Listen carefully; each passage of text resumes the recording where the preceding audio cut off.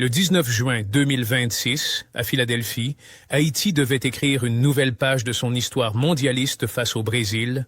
Au lieu de ça, les Grenadiers sont devenus, ce soir-là, la toute première sélection officiellement éliminée de la Coupe du Monde 2026. Score final, 3-0 pour la seule et sans.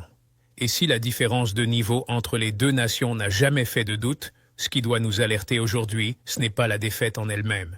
C'est la manière. C'est ce choix tactique initial de Sébastien Migné, totalement décalé par rapport à ce qu'il avait lui-même défendu quelques heures plus tôt en conférence de presse et qui a coûté à Haïti la moitié d'un match qu'elle aurait pu négocier très différemment. Revenons quelques heures en arrière. Avant le coup d'envoi, Sébastien Migné est interrogé sur les critiques qui pleuvent depuis la défaite inaugurale contre l'Écosse, notamment sur son système de jeu. Sa réponse est sans détour. Tous les commentaires sur son système ne seraient que des commentaires de bas étage, des commentaires de bar. Il insiste, il martèle que ce qui compte selon lui, ce n'est pas la forme sur le papier, mais l'animation qu'on en fait sur le terrain. Une sortie ferme, presque une déclaration de principe dans laquelle il annonce clairement qu'il conservera la même structure que lors de l'entrée en lice face à l'Écosse, c'est-à-dire un 4-4-2 avec deux attaquants de pointe. C'est important de le noter parce que c'est précisément cette continuité-là qu'il promettait. Une continuité dans le système, dans la philosophie, dans les principes. Et puis les compositions tombent 1 heure avant le match. Et là, surprise totale. Sébastien Migné n'aligne pas le 4-4-2 annoncé, il bascule sur un 5-4, un ultra défensif, 5 défenseurs, Carlin Sarcus, Jean-Kévin Duverne, Ricardo Adé, Anne Delcroix et Martin Expérience, 4 milieux en ligne, Josué Casimir, Danlé Jean-Jacques, Jean Rickner Bellegarde et Ruben Providence, et un seul attaquant de pointe esselé devant, Franz Di Piero, Johnny Placide dans les buts, comme toujours, et sur le banc, Wilson Isidore, Louisius Don Didson, Dominique Simon, Dukens Nazon, Lenny Joseph, c'est-à-dire l'essentiel de l'arsenal offensif haïtien relégué sur la touche, alors même que c'était exactement le profil qu'on réclamait depuis des semaines pour donner de la verticalité à cette équipe. Il faut bien comprendre l'ironie de la situation. Quelques heures après avoir traité de bas étage les critiques sur son système, Migné ne sort pas le système qu'il venait de défendre. Il en sort un autre, encore plus prudent, encore plus reculé, avec un seul point de fixation devant et 2 attaquants confirmés qui démarrent sur le banc. Ce n'est même plus une question de débat tactique entre 4-4-2 et 4-2-3-1. C'est un sélectionneur qui change complètement de plan au dernier moment sans qu'on sache vraiment ce qui a motivé ce revirement et qui se retrouve à devoir justifier un choix qu'il n'avait jamais évoqué publiquement. Et ce choix, on le comprend très vite, n'est pas anodin sur le profil des joueurs alignés. Franz Di Piero, par exemple, est titularisé en pointe à la place d'Isidore pour, semble-t-il, offrir un profil davantage tourné vers la contre-attaque et la déviation des longs ballons. Sauf que c'est priver l'équipe pendant 45 minutes de Wilson Isidore, qui reste tout de même l'attaquant le plus prolifique du groupe, avec 2 buts en seulement 5 sélections sous le maillot bicolore. Sur le terrain, les 20 premières minutes sont pourtant à peu près maîtrisées par Haïti. Le bloc bas tient, les transitions sont courtes. Le Brésil, pas franchement à l'aise après son match nul frustrant contre le Maroc, peine à trouver des espaces. Il y a même une grosse alerte côté brésilien à la 12e minute, lorsque Rafinha croit ouvrir le score sur un service tranchant de Bruno Guimaraes dans le dos de la défense, but logiquement annulé pour hors-jeu.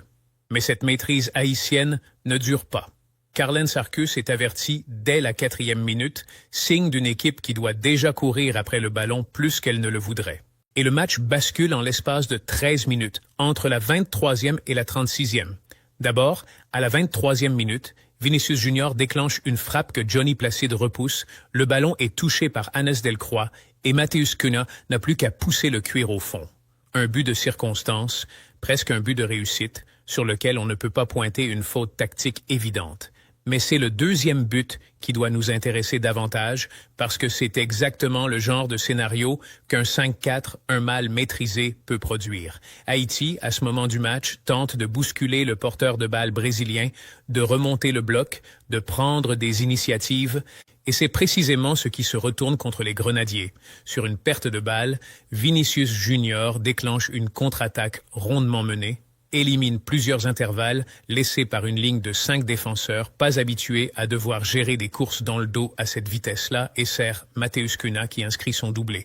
2-0, 36e minute.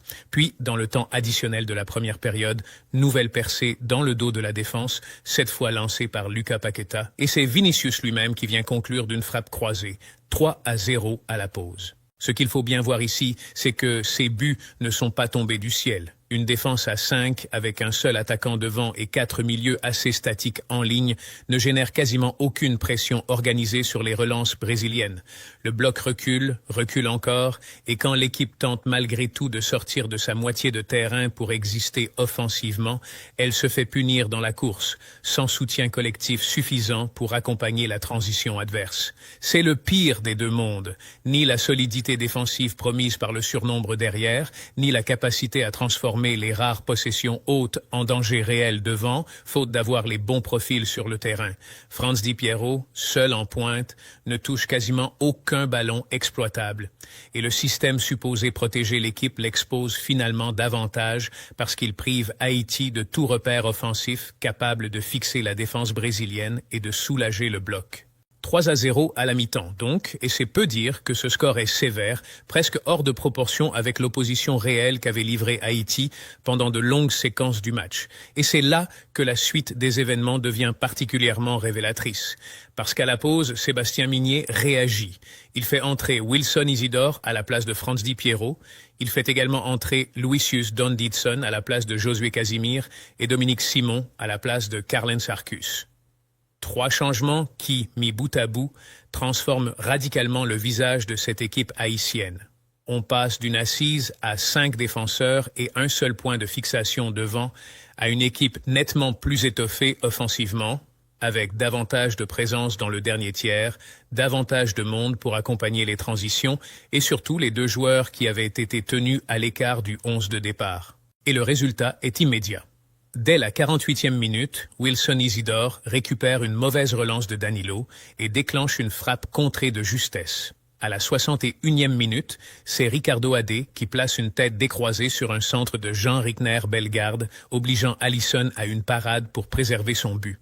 Haïti, sans changer une seule fois le score, redevient une équipe qui inquiète, qui pousse, qui crée des situations dangereuses dans la surface brésilienne. On est très loin de la timidité du premier acte. On sent une équipe qui joue enfin avec les armes qu'elle aurait dû avoir dès le coup d'envoi. Et c'est là que le constat devient presque douloureux pour quiconque suit ce groupe depuis le début du tournoi. Cette configuration plus offensive, avec davantage de défenseurs disponibles pour construire proprement, davantage de joueurs entre les lignes, Isidore et Dominique Simon impliqués dans l'animation, c'est très exactement la base sur laquelle plusieurs voix demandaient à Migné de s'appuyer dès le premier match. C'est exactement l'angle que cette chaîne avait développé dans une vidéo consacrée à la préparation du choc contre le Brésil, en expliquant pourquoi une assise plus large, avec Dominique Simon dans l'entrejeu et Wilson Isidore au point de fixation, donnerait à Haïti davantage d'équilibre entre solidité et capacité à se projeter. Et on l'a vu de nos propres yeux sur la pelouse de Philadelphie. Dès que cette configuration a été mise en place, même avec 3 buts de retard, même sans rien à jouer sportivement dans cette rencontre précise, Haïti a joué mieux, et beaucoup mieux. Plus de présence, plus d'envie de jouer vers l'avant, plus de situations construites. Mieux encore, les Grenadiers ont continué à se montrer dangereux jusqu'au bout avec une frappe lointaine de Dominique Simon repoussée en corner par Alisson Becker dans le temps additionnel. Une équipe menée de 3 buts, mais qui termine la rencontre avec davantage d'allant offensif que lors de sa première période.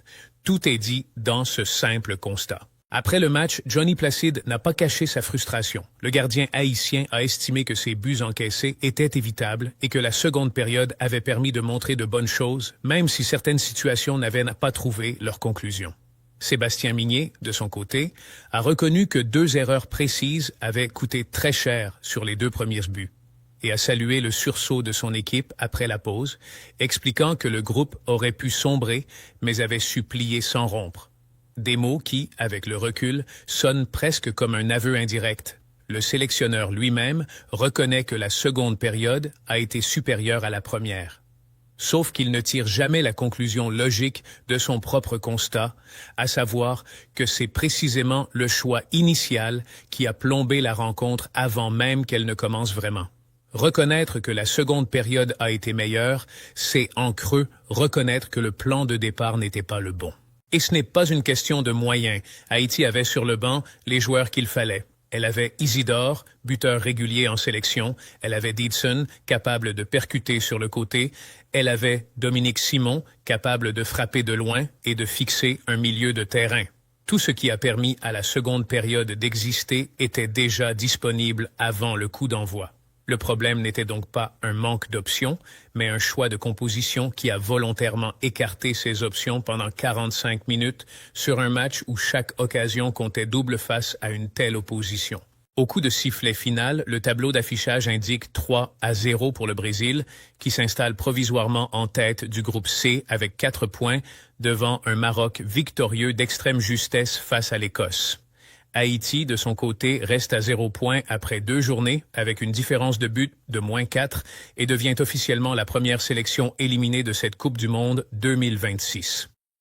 Il reste bien un troisième match à disputer, le 24 juin, face à ce même Maroc, mais il s'agira d'un match sans enjeu sportif réel, uniquement comptable pour l'histoire et pour l'honneur d'une première participation mondialiste depuis 52 ans. Et c'est peut-être ça, le vrai regret de cette soirée à Philadelphie. Pas la défaite en elle-même, totalement logique face à une équipe du calibre du Brésil.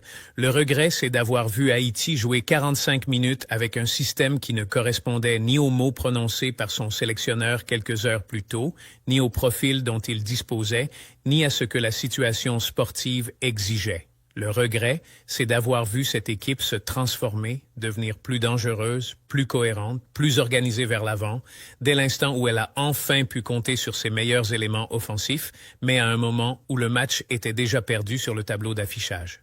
On ne refait pas l'histoire et personne ne peut garantir qu'un 11 différent au coup d'envoi aurait changé l'issue de la rencontre face à une telle armada brésilienne. Mais la physionomie du match, elle, aurait très certainement été différente. Plus équilibré. Plus à l'image de ce qu'avait montré Haïti contre l'Écosse, où les Grenadiers avaient quand même affiché 51% de possession et 15 tentatives au but. Il reste désormais un match à jouer contre le Maroc, sans pression du classement, presque comme une libération. Et si Sébastien Mignet devait tirer une seule leçon de cette désillusion à Philadelphie, ce serait peut-être celle-ci.